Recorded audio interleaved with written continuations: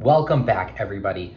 So today we have another viewer comment that we're going to answer, and I'll say that if you have any questions, make sure to leave them in the comments below. We've been answering a lot of questions both in the comment section and in videos from individuals that have really good questions. So if you have questions, be sure to ask them. I'm sure there are others out there that have the same question. Today the question is going to be focused on what to do in terms of leaving lab. So specifically, if you have a good relationship with your current PI doing a postdoc, but you feel like you have this new opportunity that opened up and you could leave from that lab to move over to a new lab, is it worth doing? Is it okay to do? How do you do it? And what I'm going to do is get to that, but first what I want to do is discuss in general leaving labs in a toxic situation, because I think that that's something that people are going to find themselves in.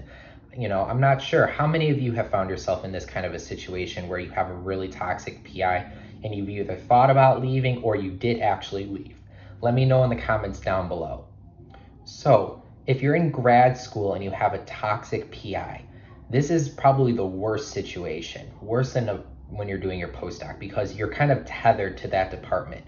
So it's hard to leave and just go somewhere else. So you kind of have a couple options really, which is trying to fix the situation, leaving to a PI, that's in the department, that's a different PI, or just leaving the department altogether. None of them are really great.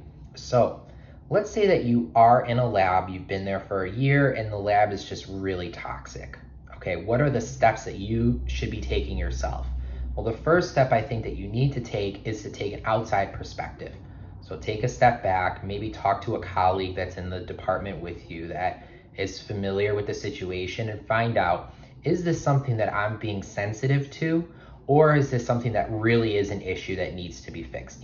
Really try to take a step back and look at it from all different perspectives. Let's say that you do that and you talk to a friend and know, like, the situation that you're experiencing is not normal and it's toxic, and it's a bad environment and it's hindering your professional growth. Okay, what is the next step that you should be taking? I think the first thing that you should be doing, and the most professional thing, is to talk to the PI yourself.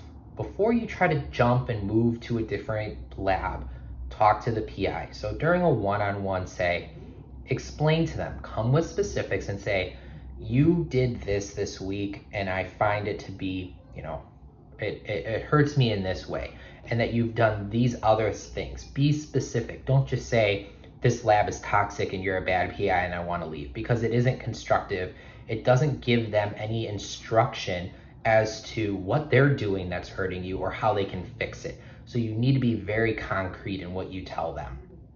And then see for a couple of weeks how things go. Does the PI seem receptive when you talk to them, or do they kind of just brush it off as, no, there's no problem, you're the problem? Do they make an attempt to change things? See how it goes. The best situation is that if you talk to them and then things begin to fix themselves, and then you don't need to leave. You're able to just stay within that lab. Now, when I had a toxic PI, when I first started grad school, after the first 3 or 4 months, I had a discussion, maybe it was a little bit longer. Maybe after the first 5 or 6 months, I had a discussion with the PI and explained that things just weren't working, that he was being really toxic, and I explained kind of what the problems were. And again, I was very specific in what I told him, that when you do X, Y, and Z, it really is hindering my ability to grow. And he kind of just brushed it off as like, well, this is your own problem, that I'm not really the problem. And I kind of knew right then that it wasn't worth staying in the lab anymore.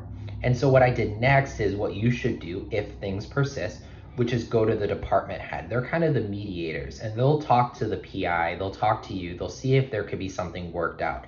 And if nothing could be worked out, then you're gonna kind of have two options, either to leave, I guess you could stay in the lab, or you can move to another lab if they have funding. And that's kind of what happened to me. Now, I lucked out. I still had to have encounters with this PI, but they didn't take it out on me. So when they were teaching, they didn't sync my grades, when they were scoring me academically. They weren't rude or unprofessional. Obviously there was a little friction, but it wasn't anything that damaged myself within the department. Now, not every PI is going to be like that. Some of them may get rubbed the wrong way that you leave.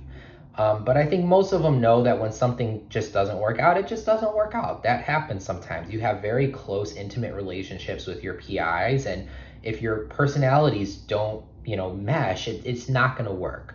Okay. Now, if you're in a postdoc and you have a toxic PI, it's a little bit different of a scenario because you're in a position where you have more power. You already have your degree. You're not really tethered to where you're doing your postdoc. So you could get up and move to the other end of the country if you wanted to. If you're in a bigger city with, a medical school and an undergrad campus, there's probably a lot of different departments, a lot of different PIs, and you can, go ahead and move to a different lab. Now, I still suggest you take the advice from, the grad school portion of this, and you talk to your PI first. Let them know, like, hey, things aren't working, and explain why. And then if things cannot resolve, go ahead and move. And that's really all you can do in that point. Now, in terms of what to do if things are going okay, but you feel like you've found greener pasture somewhere else, and that you think that it professionally will be better for you to move. This is a really tough one that depends on the situation. What I think that you need to do is weigh the pros and cons. I think the biggest con of moving is that you've wasted your own time, to be honest, because let's say that you've been in a lab for a year or a little bit over a year, and then you decide to move. Well, if you want to become a PI, that 1 year time is worthless. You're not going to publish anything from that year. You're not getting any funding. You haven't done anything to advance yourself within that year. So you've kind of wasted it there. And even if you want to go into industry, there's really no point to move. The biggest thing you need to do is try to publish something quick and get out and move into industry. And bouncing around postdocs isn't going to help you to get there either. So in most scenarios, leaving and going to another lab, you waste that time.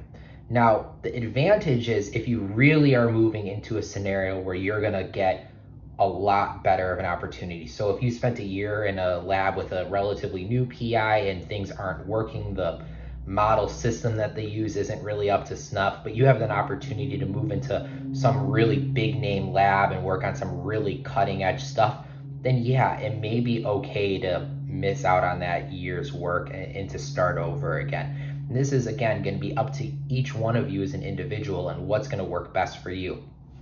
Now, the second part of this question was a really interesting one. And it was, does it reflect poorly if I move from lab to lab, or something to that effect? Like, will it be perceived bad? The answer, I think, is no, actually. So the reason being is that for various reasons, people move labs all the time. So, for example, my wife was doing a postdoc for a little bit of time, and then we ended up moving because I needed to find another job. That happens all the time. I know a ton of people that have moved because their spouse got another job somewhere else and they had to stop.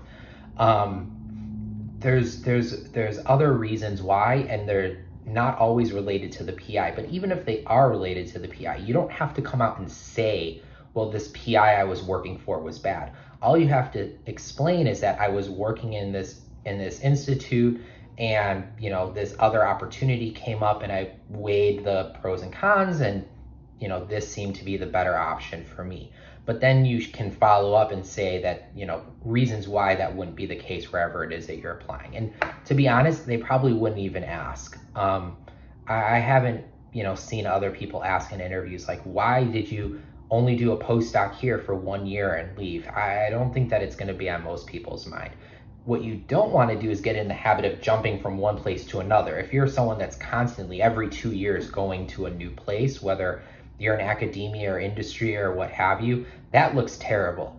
That shows that you cannot stay in one place and give any level of dedication, and people are going to stay clear of you. That's for sure. But one time going somewhere and staying for a year and then moving, it's not going to be the end of the world. And it happens in industry as well, where people go to a place and they're there for 6 months, and then for whatever reason they leave and go somewhere else.